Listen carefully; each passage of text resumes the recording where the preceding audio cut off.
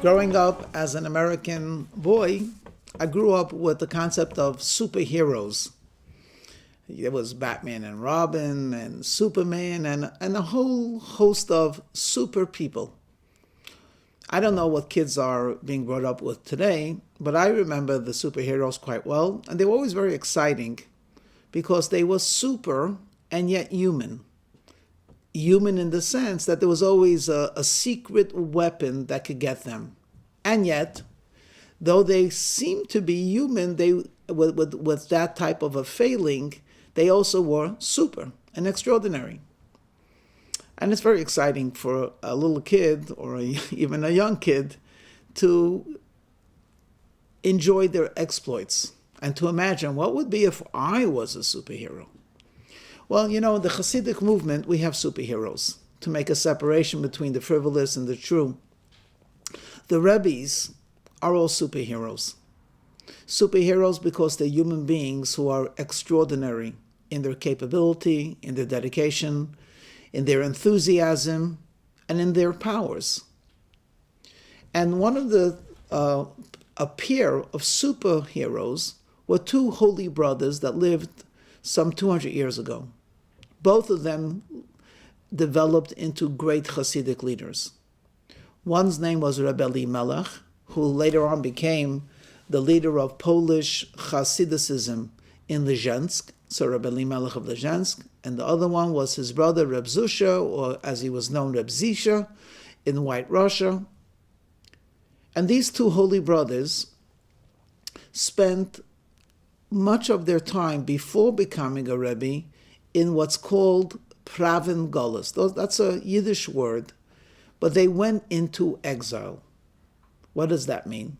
These were two extraordinarily wise people, very, very accomplished Talmudic scholars, halachic deciders, and could have easily received a position of being a respected teacher, head of an academy, or a great rabbi in any one of the villages or towns or even cities.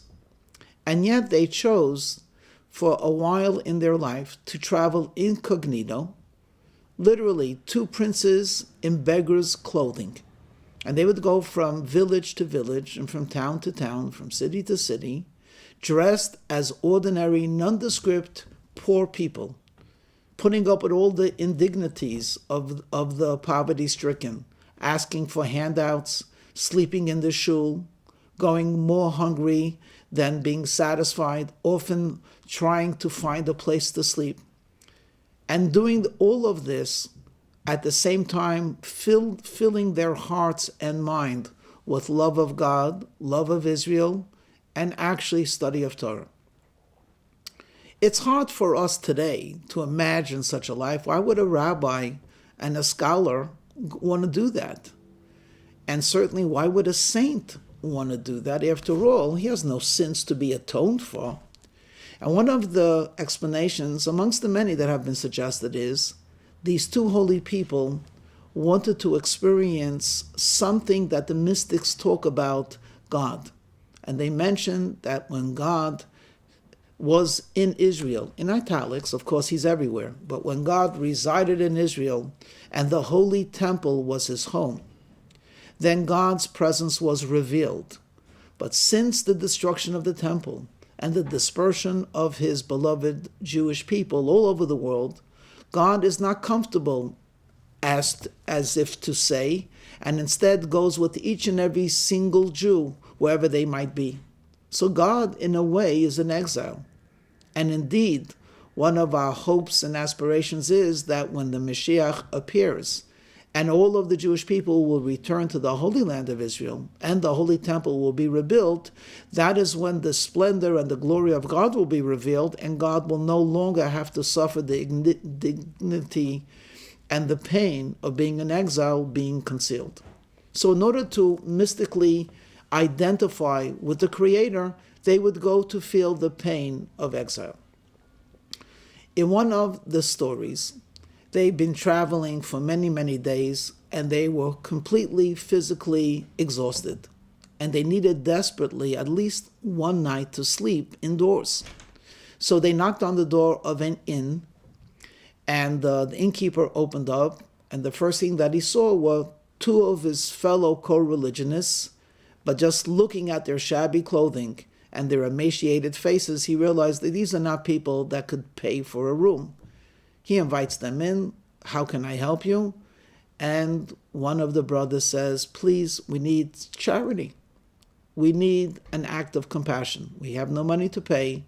All we need is a warm place to sleep. We will not take up any bedding. Is there any floor space? And this good-natured fellow couldn't turn them out in the cold, in the dark. He says, you know what? I have a room that's rather large. It's used for gatherings. Right now, there's no one there. So why don't you make yourself as comfortable as can be and lay down. So these two holy brothers say their evening prayers, prepare themselves for a well-deserved rest, and they lay their heads on the floor, and they soon fall asleep. But it was destined that they should still taste exile. And not too long after they fell asleep, the innkeeper was awakened because there was a group of very successful merchants who had just come back from one of the big fairs. They had all been doing quite well, and they wanted a place to essentially to celebrate on their way home. So the innkeeper says, well, I don't have any more rooms, but I do have a larger room. That's fine. We don't need beds. We need to celebrate. We even brought our own fiddler. And sure enough, they start unpacking. They take out beverages and more beverages and a lot of spirits and some refreshments. And they sit and they eat, and they don't even realize that in the corner there are two sleeping bodies. They're eating and they're drinking and they're becoming raucous and they're becoming drunk, and they say to the fiddler, play a little bit, let's dance. And as they get up to drunkenly dance, one of them notices two Jewish people sleeping on the floor. He knew they were Jewish. They had a beard. They had their kippah, their yarmulke. And in his drunken state, he said, look, we have entertainment over here. Why don't we have this funny idea? As we go around in a circle, let's see if we could kick one of them. That's fun.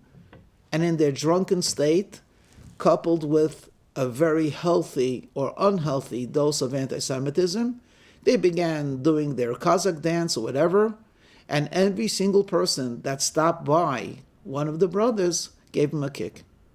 It happened to be Reb Zuhsha, who was on the outside, closer to the circle. 5, 6, maybe 7 times. The poor rabbi is black and blue. He's really hurt. But there's no way in the world that he's going to get up with his brother to leave, because that would absolutely incite them. So they thought perhaps if they just make believe that they're sleeping, this ridiculous and cruel entertainment will go away. And after a couple of minutes, they stop and they break for more refreshments and more joking. And to the horror of the brothers, the music starts and it repeats. And a second time, this holy man who's lying on the floor, defenseless, is actually being kicked by these horrible human beings. Of course, they're both praying that this stop as soon as possible. And after a couple of minutes, God hears their prayer and it stops. And Rebbe Elimelech, the brother who was protected by his brother Zuhsha, who was on the outside, said, Zuhsha, it's not right that you should keep on getting hit. Perhaps we should switch places. You know, if nothing happens, that's great, but even if they get up, God forbid, to hit, at least you won't be hit a third time. And Zuhsha groans. He says, yes, I hate to do this, but I can't take another round. So, while the people are drinking, the two brothers exchange places. And yes, the fiddler begins again, and the drunks get up again, and they're reeling around the room, and one of them says, "1 second, why are we always kicking the guy on the outside? It's not fair. Let's give the guy on the inside some fun as well." And for the third round, Reb Zuhsha was hit a third time. By this time, they were so drunk, they began to fall to the floor one after another, and when the last one fell in a drunken stupor, very wearily and with really, with groans and moans, Reb Zuhsha got up to walk out with his brother, Reb Elimelech. And they continued on their path. And indeed, both of them felt the pain, the shame, and the horror of God's presence being in exile. A story. Hasidim tell over the story, and some Hasidim give the following interpretation in terms of what can we learn from this. One thing is obvious, you don't even need an interpretation, and that is when it's destined to get hit, you get hit no matter where you go. But the Hasidim add, you see, they were hit, but not the whole night. Even getting hurt has a limit. No one suffers any more pain than is decreed upon him. Number two, sometimes when you try to make things better, you make things worse. And number three, even though the motive of the brother was very pure, I want to save my brother from being hurt, but the brother Zuhsha was going to be saved by having his brother hurt. And the third lesson is, you really cannot better your situation by hurting another person. Okay, there might be other lessons, and I leave that up to you. As I'm giving over this thought through the story, it is actually during the time when our brothers and sisters in Israel are being brutally attacked by enemies, and there are missiles that fall on them. It's now, I believe, day number 7 from this travesty of justice.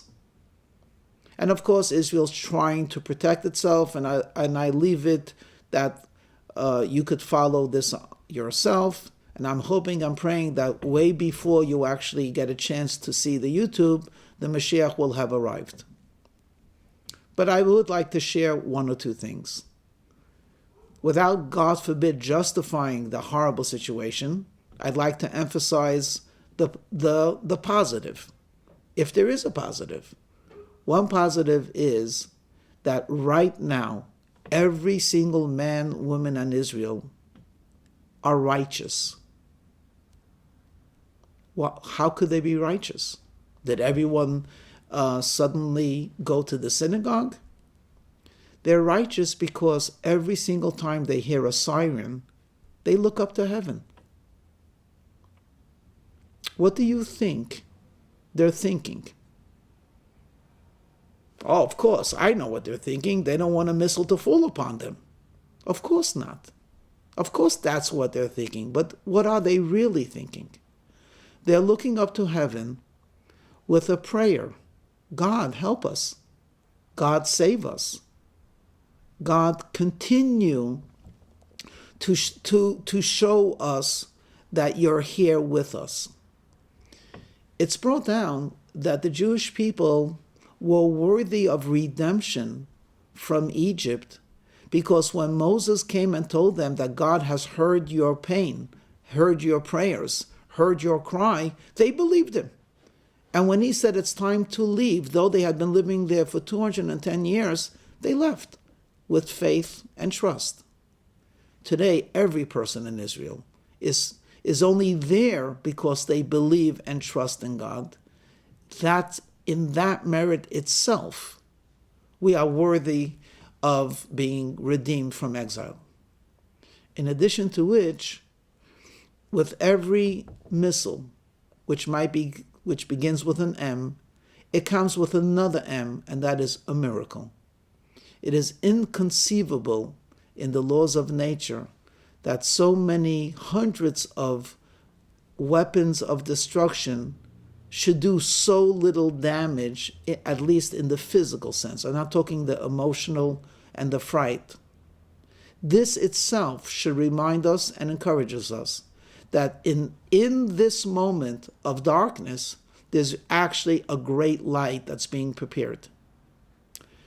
I close with the prayer that each and every one of us is feeling and often expresses. May Hashem bless all of Israel, the land of Israel. May He send salvation. May He send solace.